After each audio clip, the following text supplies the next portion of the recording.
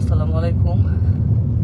আজকে আমি লাইভে আসছি একটা কথা বলার জন্য। আমার কাছে মনে হয় আমার এটা জানানো উচিত। সো আমি কখনো এইভাবে লাইভে আসিনি, ফর দ্য ফার্স্ট টাইম আমি লাইভে আসছি। সো আমি এই মুহূর্তে আছি হচ্ছে মানিকগঞ্জ।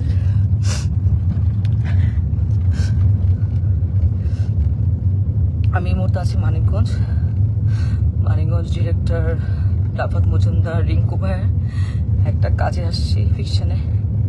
এখানে আমার সাথে আছে তানজিন তিশা, সুদিজামান সেলিম ভাইয়া, মোমেন আন্টি এবং অ্যাক্টর মিরাপি।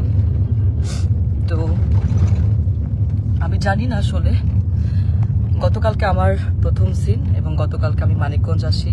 এসে আমি তানজিন তিশা আপুর জন্য আমি খুব সুন্দর ঢাকা থেকে গিফট নিয়ে আসছিলাম যে আমি তানজিন তিশা আপুকে গিফটগুলো দিব। কারণ আপু এত সিনিয়র, আপু একটা ফিল্ম করতেছে, আপুকে উইশেসের জন্য আমি আপুকে আসলে গিফটটা দিই, কিন্তু আপু গিফটটা নেয় না এবং সে গিফট অ্যাকসেপ্টও করে না এবং সেখানে সবাই ছিল, সবাই দেখছেও। তো আমি কিছু বলি না যে উনি হয়তো গিফট নেয় নেই, ঠিক আছে মেনে নিচ্ছি। তো আমার প্রথম সিনে আমি যখন শুরু করছি তখন সেখানে প্রথম সিনে উনি আমাকে, সিনের মধ্যে ছিল না, উনি আমাকে মেরে আমার এখানে যে দেখেন দাগ, খামচির দাগ হাতে দাগ রক্ত বের করে ফেলছিল কালকে প্রথম সিনে। এবং সেইটা যখন মনিটরে এসে আমি যখন দাঁড়াচ্ছিলাম তখন রিঙ্কু ভাইয়া এবং সেলিম ভাইয়া দুজনেই বলতেছিল যে তিশার কি হয়েছে, তোমার সাথে কি কোনো ঝামেলা আছে, আগে ও তোমাকে এভাবে মারলো কেন বা কি আসে বিষয়। আমি তখন আসলে এক পর্যায়ে আসলে আমি বলেই দিছিলাম যে হ্যাঁ, এর আগে আমি যখন আসলে নাটকে মুশফিকুর ফারহানের সাথে কাজ করতাম অ্যাজ এ কো আর্টিস্ট হিসেবে, তখন তিশা আপু আমাকে এরকম ফোন দিয়ে থ্রেট দিছিল যে হ্যাঁ ফারহানের সাথে কাজ করতে পারবা না। আমাকে না, আরো অনেককে আসলে এরকম উনি ফোন দিয়ে থ্রেট দিছিল যে কেয়া পায়েল, তারপর আরো অনেককে এরকম ফোন দিয়ে উনি থ্রেট দিছে যে কাজ করা যাবে না। তো আমি তখন বলছিলাম ওই সময়টা যে আপু কেন আমি কাজ করব না, আমি তো আর্টিস্ট, আমি তো সবার সাথে কাজ করব, ফারহান ভাইয়ের সাথে কাজ করব, জোবান ভাইয়ের সাথে কাজ করব, সবার সাথে। ফারহান ভাইয়ের সাথে কেন কাজ করব না, কি সমস্যা কি? তখন আমি বলছি হ্যাঁ আমার ফারহান আমার জামাই হয়। আমি তখন কিছু বলি না, আচ্ছা ঠিক আছে মনে হয় পার্সোনাল ওনাদের ব্যাপার হয়তো। তারপরে এরপরে গিয়ে কিন্তু আমি ফারহানকে জানাইছি ফোন দিয়ে যে ফারহান তিশা আপু কিন্তু আমাকে ফোন দিয়ে এইসব কথাবার্তা বলছে, এইভাবে হলে তো কাজ করতে পারবো না। তো সেটাও তাও 1-2 বছর আগের কথা। যাই হোক, উনি হয়তো ওই ক্ষোভ বা এই রাগ নিয়ে আসে কিনা আই ডোন্ট নো। আজকে আমার সব সিন শেষ, আমি লাস্ট সিন।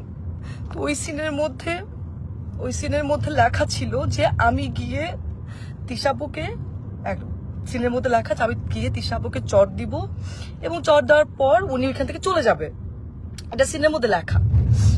তো আমি টেকনিক্যালি, আমরা তো টেকনিক্যালি কিন্তু আসলে আর্টিস্টকে আমরা যদি কেউ কাউকে মারে বা আঘাত করে আমরা কিন্তু খুব সফটলি টেকনিক্যালি সেটা করি। তো আমি তিশা আপুকে খুব আস্তে করে গালের মধ্যে জাস্ট একটু গালে হাত লাগাইছি। উনি চলে যাওয়ার কথা ছিল, কিন্তু উনি চলে না গিয়ে উনি সিনের মধ্যে, ক্যামেরা ওপেনের সিন চলতেছে মানিকগঞ্জে, এখানে অনেক মানুষ ছিল, তারপর ডিওপি ভাই আরো সবাই ছিল, এডিটর সবাই ছিল। উনি ওইখানে আমাকে এমন ভাবে মারছে, আমার গালের মধ্যে এত জোরে জোরে মারছে, আমার গাল, আমার চোখ ফুলে গেছে। আর আমি আমি আমি মানে কথা বলতে পারতেছিলাম না, আমার এই জায়গাটা এত জোরে লাগছে। তো আমি নিতে পারি নাই, এন্ড উনি এটা ইন্টেনশনালি করছে এবং করার পর আমি বললাম যে আপু এটা কি করলেন, আপনি কেন মারলেন আমাকে, আপনার তো এটা সিনে ছিল না। এন্ড উনি আমাকে যা তা গালাগালি শুরু করছে। উনি জানি না আসলে উনি কিছু খাইছে কিনা, কারণ উনি গতকালকেও খুব উইয়ার্ড আচরণ করছে। গতকালকে উনি এরকম 40 মিনিট 50 মিনিট এরকম বাথরুমের মধ্যে আটকা থাকতো, কি খায় না খায় আমরা জানি না, ওনার গায়ে থেকে গন্ধ আসে এন্ড কেমন যেন পাগলের মতো অ্যাটিটিউড করতেছে। এখন উনি কি নেশা করছে কি নেশা করে না সেটাও আমি জানি না, কিন্তু কেমন যেন পাগলামির মতো আচরণ করছে এন্ড এটা সবাই দেখতেছে। তো উনি আমাকে চড়া মারার পর আমি বললাম যে আপু আপনি এটা কি করলেন, আপনি কেন মারলেন আমাকে এভাবে, সবাই তো দেখছে। তো উনি আমাকে বলে, আমি পরে ওনাকে বললাম যে আমি কিন্তু একটু সিকিউরিটিকে জানাবো আপু, আপনি যে আমার সাথে এটা করলেন এটা আপনি ঠিক করেন নাই, আপনি আমাকে এভাবে মারতে পারেন না। তো উনি আমাকে বলে যে ও আচ্ছা একটু সিকিউরিটিকে জানাবা, ও ভাইরাল হবা, একটু ভাইরাল হতে চাও।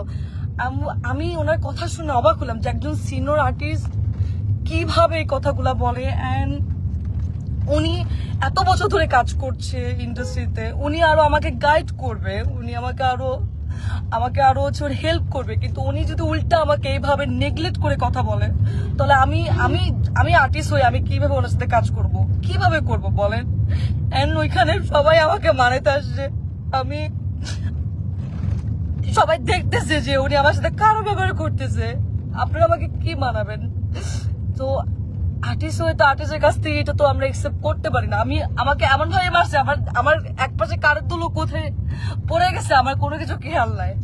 তো আমি এখন ঢাকায় চলে আসতেছি, আমি একটু সিকিউরিটিকে জানাবো যে একজন সিনিয়র আর্টিস্ট হয়ে এইভাবে যদি আর্টিস্টকে স্ক্রিনের মধ্যে শুটে যদি এভাবে মারে এবং যাচ্ছে তাচ্ছে ভাবে খারাপ ব্যবহার করে, তাহলে তো সেটা মেনে নেওয়া যায় না, এইভাবে তো কাজ করা যায় না। আমি তো এর আগেও মেহজাবিন আপুর সাথে কাজ করছি, কাজলের দিন রাত্রি, সেখানে বিকি ভাইয়ের কাজ করছি। কই মেহজাবিন আপু তো আমাকে এত সুন্দর করে কিভাবে কাজ করতে হবে আমাকে সাজেশন দিছে, আমাকে এত সুন্দর করে ট্রিট করছে। তোমার কাছ থেকে আমি শিখছি, আমি তো ভাবছি আমি তিশা আপুর কাছ থেকে শিখবো, কিন্তু তিশা আপু আজকে যেটা করলো এটা এটা এটা তো আমার সাথে অন্যায় হয়েছে, এটা তো ঠিক হলো না, এটা তো একদমই ঠিক হলো। আমি তো কাজ করতে গেছি, আমি তো আসলে এটা তো আমি আশা করি নাই। তো যাই হোক, এখন সেলিম ভাইয়া ওনারা সবাই এখানে ছিলেন, সেলিম ভাইয়া ওনারা সবাই দেখছে, এখন ওনারা জানে ওনারা কি ডিসিশন নিবে। কিন্তু আমি ঢাকায় যাচ্ছি, আমি একটু সিকিউরিটিকে জানাবো যে ওনারা আসলে কি ব্যবস্থা নিবে।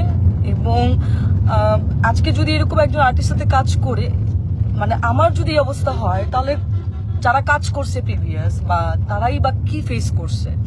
তো আমি তো সবসময় আশা করি যে আমি যারা সিনিয়র, যারা মেহজাবিন আপু বা যাদের সাথে কাজ করব, কখনো সামনে যখন কাজ করব, তাদের কাছ থেকে আমি শিখবো।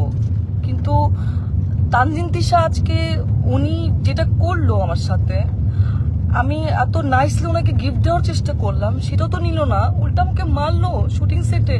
এটা কি ঠিক করলো? আপনি তো সিনেমা করছেন না, তানজিন তিশা তো সিনেমা করছে, তো একজন সিনেমা আর্টিস্ট, তার তো মনটা অনেক বড় হওয়ার কথা ছিল, সে তো আর আমাদেরকে শিখাবে, গাইড করবে, কিন্তু সে সবার সামনে আমাকে এভাবে মারলো।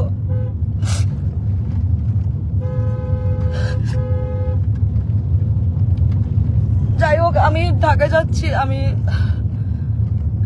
আমি একটু সিকিউরিটি ওনাদেরকে জানাবো, দেখি ওনারা কি ব্যবস্থা নেয়।